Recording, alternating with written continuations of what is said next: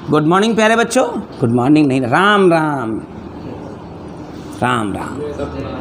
आज फिर से फिजिक्स का एक बेहद प्रीमियम चैप्टर आपके लिए मिलने वाला है। आज ये चैप्टर तो सबको मिल जाएगा, लाइव में नहीं मिलेगा लेकिन यूट्यूब पर चला जाएगा तो मिल जाएगा। Work, energy and power. No doubt ये चैप्टर वास्तव में प्रीमियम है। वर्क, एनर्जी एंड पावर, कार्य सामर्थ्य और ऊर्जा, इस चैप्टर का नाम है वर्क, एनर्जी एंड पावर। तो इसमें एक एक पार्ट करके पढ़ेंगे। पहले वर्क के बारे में पढ़ेंगे, फिर एनर्जी के बारे में पढ़ेंगे, फिर पावर के बारे में पढ़ेंगे और आज के दिन चैप्टर की कंप्लीट थ्योरी आपको देंगे। ठीक है, तो शुरुआत करते हैं इसी टॉपिक से। आपने बचपन में भी यानी क्लास 8th में, क्लास 9th में वर्क के बारे में ज़रूर पढ़ा होगा। 9th में था, 9th का सिलेबस ही तो 11th में आता है। जो 9th का सिलेबस होता है वही सिलेबस 11th में कैरी आउट होता है, डेफिनेट सी बात है। तो आपने सुना है वर्क क्या होता है? बताइएगा आप, वर्क क्या होता है? हाँ, हिंदी में जब हम लोग पढ़ते हैं तो बल लगाकर बल की दिशा में विस्थापित करना, ऐसे बोलते हैं। Work is said to be done, work is said to be done. काम करना कब कहा जाता है? When a body move in the direction of force, then the product of force and distance या displacement is called work done. किसी वस्तु का कार्य करना तब पूर्ण होता है जब उसे बल की दिशा में ले जाया जाए, विस्थापित किया जाए। ऐसे ही कुछ साइन पढ़ी होगी आपने, हिंदी में रहे हो या अंग्रेजी में रहे हो, उससे मतलब नहीं। हमारी फिजिक्स तो फिजिक्स है। Work is said to be done when a body displaced in the direction of force, in the direction of force, then the product of force and displacement is called work done। और ये मैं अच्छी बात करूं तो work done by, अब तुम थोड़ा बड़े हो गए तो आज थोड़ा लेवल भी बढ़ेगा। Work done by constant force. मैं तुमको आज 2-3 चीज बताने वाला हूं। Work done by constant force, ये पूरा करो। पहली हेडिंग होगी work done by constant force. Work done bye, definition लिख लो।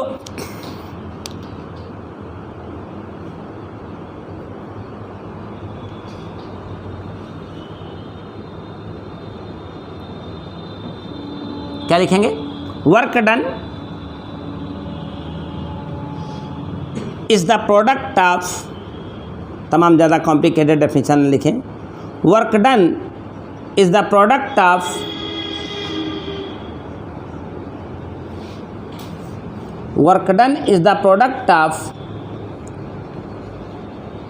Force and displacement. Force and displacement. Work done is the product of force and displacement. बचपन से भी आप पढ़ रहे हैं, जब आप किसी वस्तु को बल की दिशा में विस्थापित करते हैं तो उस पर लगाया गया बल और विस्थापन का जो वेक्टर होता है, उसी का जो प्रोडक्ट होता है, उसी को आप क्या कहते हैं? Work done. आपने सुना होगा कि फोर्स एक वेक्टर क्वांटिटी होती है कि नहीं? और डिस्प्लेसमेंट भी एक वेक्टर क्वांटिटी होती है। आपको याद होगा हम लोग वेक्टर में भी इसे कर रहे थे और वही सवाल, वही कंसेप्ट वेक्टर वाले भी इसमें आने वाले हैं। W एक स्केलर क्वांटिटी होती है तो वर्क डन एक स्केलर क्वांटिटी है, तो इन दोनों के बीच में डॉट प्रोडक्ट ही तो लगेगा। देखिए क्यों लगता है, ये भी कारण समझा दे रहा हूँ। अगर आप इसके बीच में गलती से क्रॉस लगा देंगे तो इन दोनों का जो क्रॉस प्रोडक्ट आएगा वो एक वेक्टर क्वांटिटी होगी, वो है, जबकि W जो होता है वो एक स्केलर क्वांटिटी होती है। W जो होता है, इसलिए दोनों के बीच में कौन सा प्रोडक्ट लगता है? और इसी से फार्मूला तुमने बचपन में जो पढ़ा होगा, Fs cos theta. Fs cos class 9th में था ना एफएस कॉस थीटा। ये कब कहाँ कैसे लगता था, एक एक छोटा छोटा एग्जाम्पल दोनों के पॉइंट ऑफ व्यू से देख लें। इसका कोई स्पेसिफिक बड़ा कंसेप्ट नहीं है। कैसे, जैसे आपसे कहा जाता था क्लास 9th में किसी वस्तु पर 10 न्यूटन का फोर्स लगाया गया और वो 10 न्यूटन के फोर्स के कारण 5 मीटर शिफ्ट हो गई। कितना शिफ्ट हो गई? 5। बताओ डब्लू कितना हुआ? तो बचपन से आप लिखते आए एफ एस, लिखते आए। तो एफ था 10 और एस था 5। ये कांस्टेंट फोर्स लगातार लगा रहा, तो आपका वर्क डन कितना हो गया बताइए? 50 जूल। पक्का है ना? लेकिन अगर आपको इसी में एग्जाम्पल 2 ले आया जाता और कुछ सीन ऐसी होती है कि ये लगा फोर्स, ये लगा और इसको ऐसे हम खींचने में लगे हैं और हॉरिजॉन्टल से एंगल थीटा बना रहा है 60 डिग्री। खींचेंगे तो ऐसे, लेकिन चलेगा तो ज़मीन पर ही ना। ऐसे खींचेंगे तो उड़ने लगेगा, ग्राउंड पर रन करेगा। और ग्राउंड पर रन कर गया मान लीजिए 10 मीटर। कितना रन कर गया? तो जब W बराबर आप फार्मूला यूज करेंगे तो कौन सा यूज करेंगे तब आप? F S cos theta. F कितना है हमने बता देना है, मान लो कुछ होगा 10 न्यूटन। एस कितना है और थीटा कितना है? कॉस 60 की वैल्यू कितनी होती है इतना तो जानते हैं कि नहीं जानते हैं? 50 जूल। 50 जूल। तो ये साधारण वाले सवाल जो कक्षा 9 के थे झंडूबा में तो पता चलते हैं। ये सवाल इसमें एक और पैरामीटर टाइप का क्वेश्चन आप लगा चुके हो। कैसे? एग्जाम्पल 3 प्रॉब्लम्स आप इसमें ऐसी भी लगा चुके हैं। कहेगा एक वस्तु है, माना उस पर लगने वाला जो फोर्स है वो 3I 4J 6K है और ये फोर्स लगा लगा के इसको धक्का मार मार के ले आए हैं। तो इसका जो डिस्प्लेसमेंट है वो माइनस का 2I 4J + 8K हो गया है। बताइए वर्क डन कितना होगा? बताइए। तो आपको याद होगा वेक्टर के चैप्टर में ऐसे हज़ारों सवाल गुजर गए, सब लगा लिए आपने। तब आप क्या किया करते थे? F dot. तो ये दोनों वेक्टर के टर्म में हो तो चुपचाप इज्जत से डॉट प्रोडक्ट। जो बच्चे आज हमारे साथ नए आए हों तो इसे वेक्टर का सीन बोलते हैं। वेक्टर है और इनका डॉट, इनके बीच में डॉट का साइन लगा हो। बहुत सिंपल सा तरीका होता है।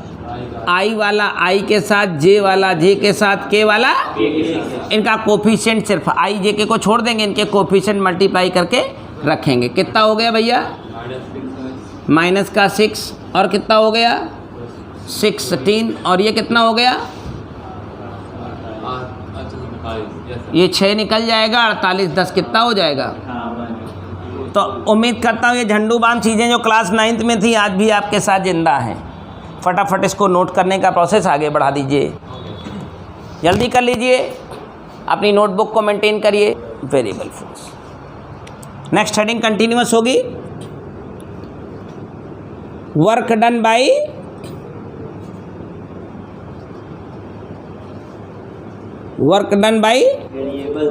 Variable force. ये आपके कंटेंट का है, ये आपके कंटेंट का हिस्सा है। Work done by variable force. Work done by variable force क्या है जरा ध्यान से सुनिएगा। देखिए ये आपकी ऑब्जेक्ट कल भी थी, आपकी ऑब्जेक्ट आज भी है।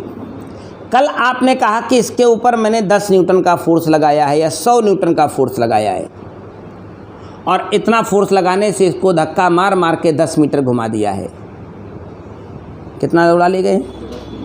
और आपसे किसी ने कहा भैया वर्क डन बताइए, तो आपने कहा F × S। मल्टीप्लाई किया, भाग लिए, आसान भी लगा, कोई दिक्कत भी नहीं थी। लेकिन आज मैं आपको फोर्स देता हूँ 2x³ 3x²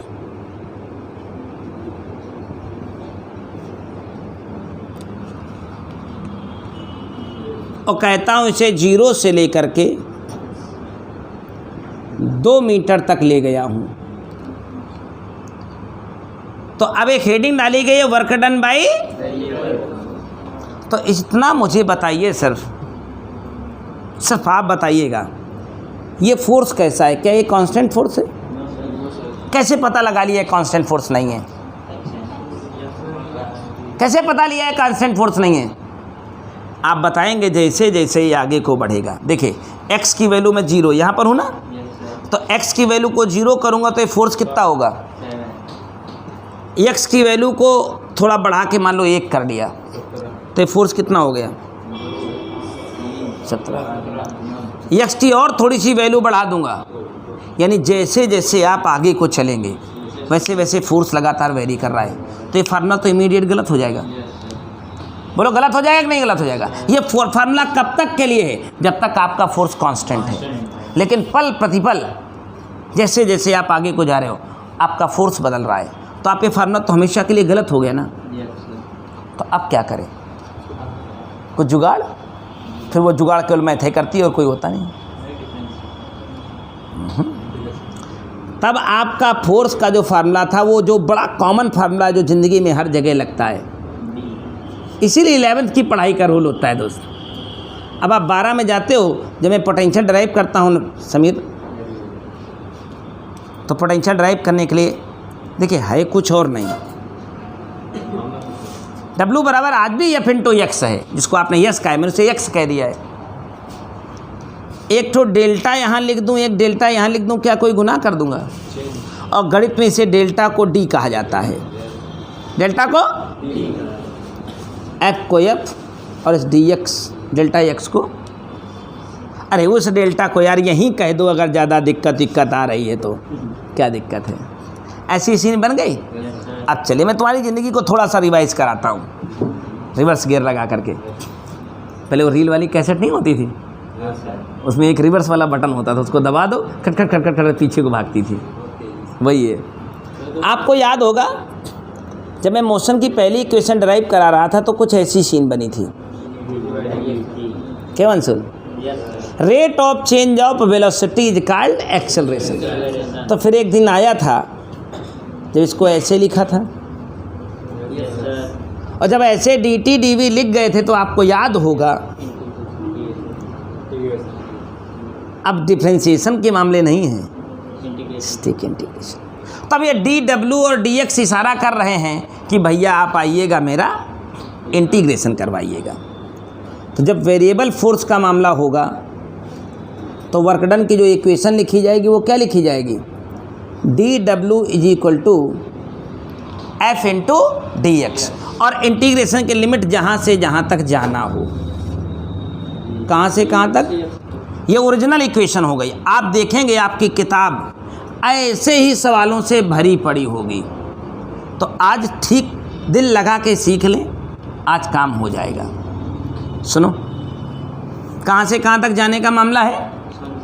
तो एक न्यूमेरिकल लगाना हमेशा एक राइट फीलिंग देता है, क्योंकि न्यूमेरिकल ही तो फिजिक्स है हमारी, बाकी थ्योरी तो इतनी है। ये टॉपिक क्या चल रहा है? Work done bye. ये वेरिएबल मतलब यहाँ समझ में आ गया कि नहीं आ गया? जैसे जैसे f की वैल्यू जैसे x के टर्म में आ जाए तो यही चिल्ला चिल्ला के बताती है मैं कौन हूँ? वेरिएबल हूँ। कैसे डिसाइड हो रहा है?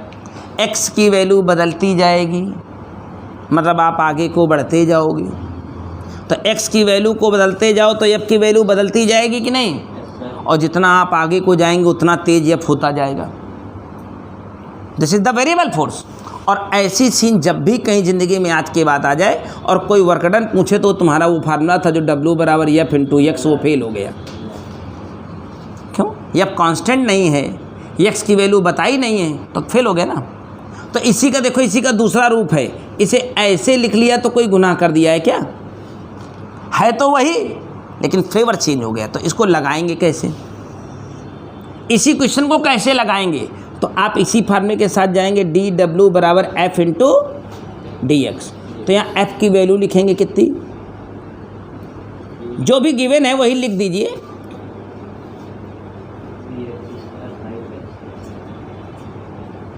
+7 भी है। बाहर कौन बैठा है? इंटीग्रेशन भूल गए हैं कि थोड़ा बहुत याद भी है? याद है। Take integration both side. Take integration कहाँ से कहाँ तक जाने का माजरा मैंने बताया था, 0 से 2। बाबू dw का integration, 2 as a constant x की 3 घात का इंटीग्रेशन, ये 11 वाले जितनी पावर होती थी उसमें एक जोड़ देते थे और जो संख्या ऊपर आती थी वही नीचे। जो नए बच्चे हैं वो भी ध्यान दें। इंटीग्रेशन बहुत सिंपल सा एक फार्मूला है, ज़िंदगी का सबसे सरल फार्मूला। ऐसे चिड़िया बनी होगी, x की पावर n लिखा होगा, ए बायोलॉजी dx लिखा होगा। ऐसे अगर लिखा होगा तो एक सिंपल सा इंटीग्रेशन का फार्मूला है, इसे आप आज ही याद करो। अगर ऐसे x की पावर n हो, चिड़िया बैठी और क्या लिखा हो साथ में dx, यस, तो इसमें लिखा जाएगा x की पावर n+1 अपान, बोलो हो जाएगा। तो सुनो, तो 2 तो एज ए कांस्टेंट बाहर आ गया, x की 3 पावर का इंटीग्रेशन कितना हो जाएगा, ये आशीष 3 पावर चढ़ी रहे तो 3 और 1 4 और नीचे भी वही 4। फिर एज ए कांस्टेंट है, ये बाहर रहेगा, चाहे डिफरेंशिएशन हो चाहे इंटीग्रेशन। x की 2 पावर है, कितना इंटीग्रेशन हो जाएगा, 3/3। 5 एज ए कांस्टेंट बाहर है, यहाँ x की 1 पावर है तो 2 हो जाएगी। मैंने प्रॉपर ट्रेनिंग दे रखी है इसकी। 7 एज ए कांस्टेंट है, केवल dx बचेगा क्या, तो मैं बता रखा हूँ dx का क्या हो जाता है। और ये लिमिट कहाँ से कहाँ तक जाएगी, जो भी दे दिया जाए, 1 से 5, 0 से 2, जो मर्जी करे। चलो, लिमिट सॉल्व करने का तरीका भी आपको पता है क्या, अपर लिमिट माइनस, तो यहाँ x की जगह अपर लिमिट क्या लिखी जाएगी, 2। 2 की 4 पावर कितना हो जाएगा, x की जगह अपर लिमिट करेंगे 2 की 3 पावर कितना हो जाएगा, x की अपर लिमिट 2 की जगह पर 2, 2 दूनी 4, 4/2, 2, 2 5 दूनी 10, डायरेक्ट लिख दिया। x को अपर लिमिट यानी 2 से रिप्लेस करें, 2 दूनी और 2 और 4 का मामला है, 2 5 दूनी और 7 दूनी 14। इसको भी काट ही दें तो कितना हो गया है, 7 दूनी 14। ये नीचे वाला कट गया, ये नीचे वाला कट गया। अबे गधे, बहुत बड़ा सुअर है। x को 2 लिखा था तो 16 हुआ था ये, अपान 2। ये तो कट चुके हैं, पहले x को 2 लिखा था तो 8 हुआ था, ये 5/2 पहले है, और x को 2 लिखा, 2 दूनी 4 हुआ था, और इसको काटा था, बहुत बड़ा सुअर है। x की जगह 2 लिखेंगे और माइनस करके, क्योंकि होता है लोअर लिमिट, लेकिन लोअर में सब जगह 0 0 0 ही आना है, तो वो 0 हो जाएगा, कोई मतलब नहीं उसका। अगर यहाँ 1 होता तो फिर कोई सीन और अलग होती। लिमिट खोलना सिखाया गया था। ये 8 हो गया, 8 और 8 16 10 26 4 30 30 10। ऐसे सवाल पूरी किताब भर जाएगी, हाँ कॉपियों भर जाएगी। अगर f की वैल्यू को x के टर्म में दिया जाए तो याद रखेगा this is the variable force. ऐसे ही सवालों से आपकी छोटी छोटी किताबें, छोटी छोटी कापियाँ सब बनी हैं। बोलो एक आया है कि नहीं आया है? वो लोग जिन्होंने इंटीग्रेशन पढ़ा था या जिन्होंने नहीं पढ़ा था, नहीं पढ़ा था तो एक ठो छोड़ा था सूत्र ले लें। ये अब मैथ है, 11th की फिजिक्स है, ये वो नहीं है जो 10 में तुम पढ़ के आए हो। ये वो नहीं है कि 200 पेज की कापी 3 चैप्टर की बना ली थी। हाँ, जहाँ से पढ़ के आते हैं 10 के बच्चे 11 में, वो 10 के 3 चैप्टर को भी 200 पेज सारे गदाई लिखाए होते हैं। अब पता नहीं क्या क्या लिखवाते हैं, वो आज तक ना पढ़ा गया होता है ना उसे लिखा गया होता है, और ना खत्म, पता नहीं, हमें समझ नहीं आता। पूरा साल पढ़ाते हैं, फिजिक्स जैसे चैप्टर में सिर्फ 3 हैं। कसम से बता रहा हूँ, अनुभव 7वां दिन नहीं लूँगा। सब बहुत ज़्यादा बेसिक से पढ़ा दूँगा तो 15 दिन, और फिर 1 साल पढ़ाते हैं 10 के बच्चों को, और 10 की फिजिक्स का भी ABCD पता नहीं होता है, का लिखा है। उसमें 30% निकाले होंगे, ये वाला भी छोड़ दो, धन है धराई।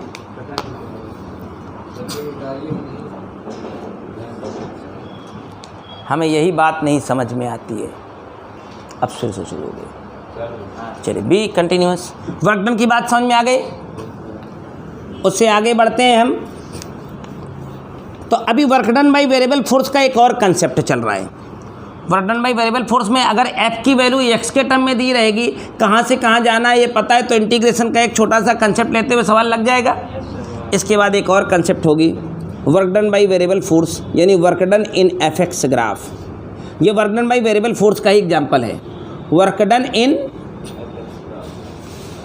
F X graph, F X graph. हाँ बिल्कुल, एक नई चीज़ आप तक पहुंच रही है। ये भी देखिए वेरिएबल फोर्स का ही एक पार्ट है।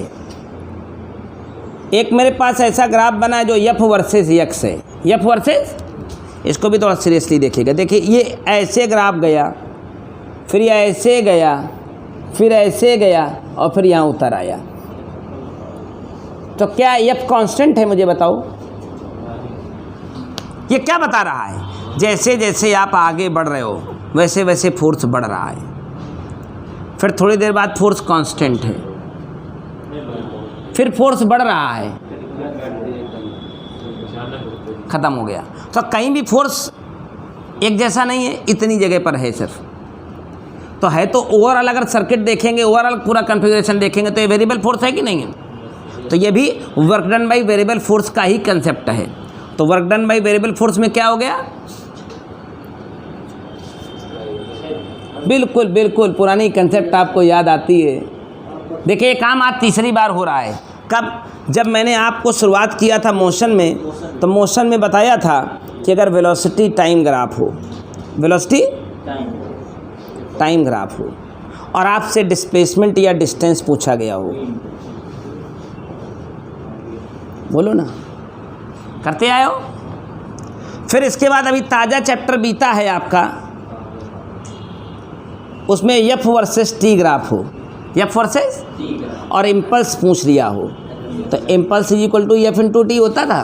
तो आपसे कहा गया था ग्राफ का एरिया निकाला जाए।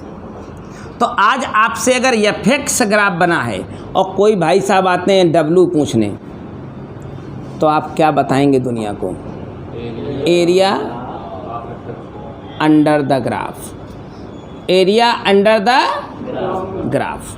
तो ये कंसेप्ट नोट करिए, फिर एक एरिया अंडर द ग्राफ का न्यूमेरिकल आप तक पहुंचाता हूँ।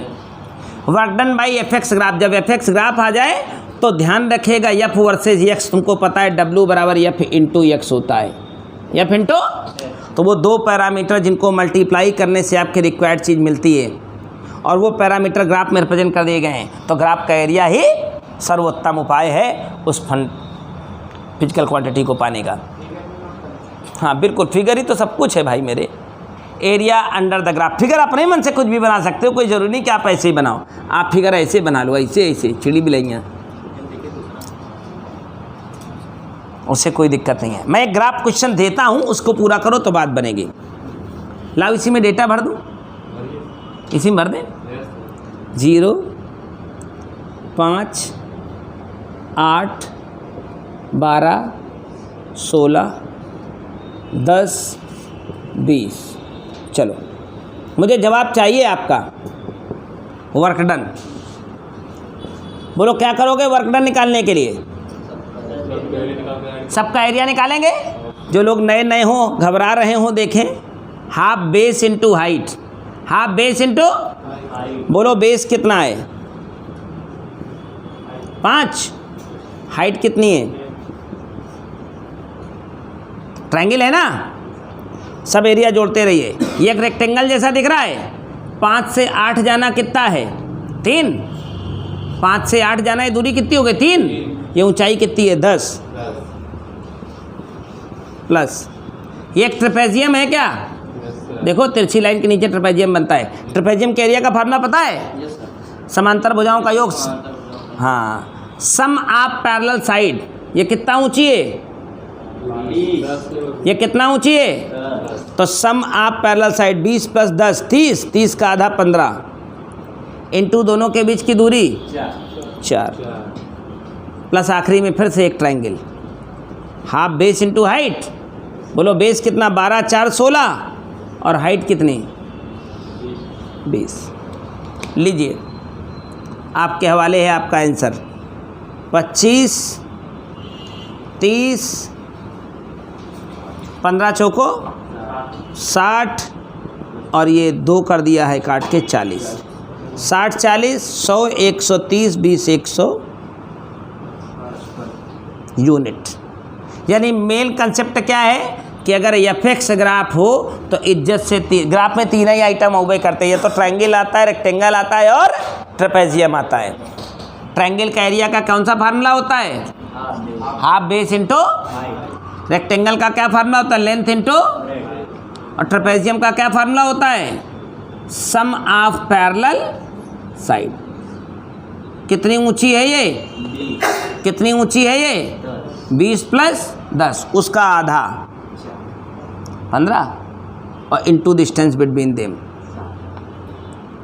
फिर ट्रायंगल है। अब पता चला तुम आ गए हो 11 में आज और ट्रायंगल का एरिया की तमीज नहीं, रेक्टेंगल का एरिया नहीं मालूम, ट्रेपेजियम का एरिया नहीं मालूम, तो मुँह उठा करके 11 में केवल चले आए हो, पढ़ने लायक तो हो नहीं। परम सत्य कड़वा सत्य है। आज अगर ट्रायंगल का 11 में पढ़ते हो और ट्रायंगल के फार्मूले की तमीज नहीं है तो पढ़ते क्यों हो 11 में भाई? ये तो अच्छा में अपराध है ना। कक्षा 8 में बताया जाता है ट्रेपेजियम का एरिया। क्या बताते हैं? अरे भाई हाँ, ट्रेपेजियम का एरिया मालूम है, लगा नहीं सकते तो लगाने को तैयार हूँ मैं। आज ट्रेपेजियम का एरिया ही नहीं मालूम है, 12 में आ गए 11 में। ये तो शर्मनाक हो गया ना बहुत। ट्रेपेजियम का एरिया का फार्मूला आप बता दो, लगाना हम सिखा देंगे। ट्रेपेजियम ऐसा दिखता है, ऐसा दिखता है। इसके एरिया का कौन सा फार्मूला बताया गया है? समांतर भुजाओं का योग, सम ऑफ पैरेलल साइड अपॉन 2। तो इसमें पैरेलल साइड है तो यही है ना। बताओ ये कितना ऊंचा उठी है? ये हाइट ही तो है इसकी। ये कितना ऊंचा उठी है? ये दिख रहा है, ये 10 है और ये 20 और 10 वाली पैरेलल हो गई तो 20 और 10 जोड़ो 15 30, 30 का आधा 15 और इनटू डिस्टेंस बिटवीन देम। ये 8 से 12 हुई तो कितनी डिस्टेंस है? क्या कहते हो? निकल गई कि नहीं? तो वो एरिया हो गया। ये ट्रायंगल है, बेस इनटू हाइट। ये क्या है? रेक्टेंगल है। चाहे आप इसको जो मर्जी करें, ऐसा कुछ दिखता है तो रेक्टेंगल होता है, स्क्वायर होगा। रेक्टेंगल का एरिया भी लेंथ इनटू ब्रेथ है और स्क्वायर का एरिया भी लेंथ इनटू ब्रेथ है। ये कितना है भैया? 5 से 8 और ये कितना है? 10 3 30। ये फिर से एक ट्रायंगल है, हाफ बेस इंटू बेस 5 है, हाइट 10 है। हो गया। इनका कैलकुलेशन मार दीजिए, आपका आंसर आ जाया करेगा, सभी आ जाया करेगा। कोई परेशानी है क्या? नहीं है ना। फिर क्या समस्या है? क्या हुआ मनीष? हाँ, फिर जाना है? क्या हुआ? हाँ, अरे नहीं, इधर घूम रहे ना, उधर जितना घूम रहे उतना दर्द हो रहा है। जी क्या है? नया नाटक है। आज से हफ्ता हो गया।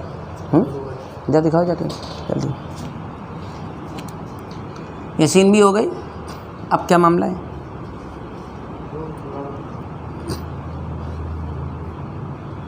ऐसे सवाल जब भी आपके सामने आएंगे तो बन जाएंगे। अब ग्राफ ही होगा, 4 ही आइटम तो मिलेंगे, 3 आइटम। अरे ट्रायंगल मिलेगा, ट्रेपेजियम मिलेगा, रेक्टेंगल मिलेगा, स्क्वायर मिलेगा। अब उसका एरिया निकालना आता है तो ग्राफ से एरिया निकाल सकते हो ना। जब निकाल सकते हो तो किताब भरी पड़ी है, सवालों से लगाओ ना उसको जा करके। हो गया, वर्क डन, फिनिश हो गया। एक चैप्टर का 1/3 हिस्सा आज खत्म हो गया। क्वेश्चन भेज दो? चलो वर्क डन के सारे भेज देता हूँ। ठीक, आज वर्क डन की कंसेप्ट और थ्योरी पूरी खत्म हो गई। 28 मिनट लगे।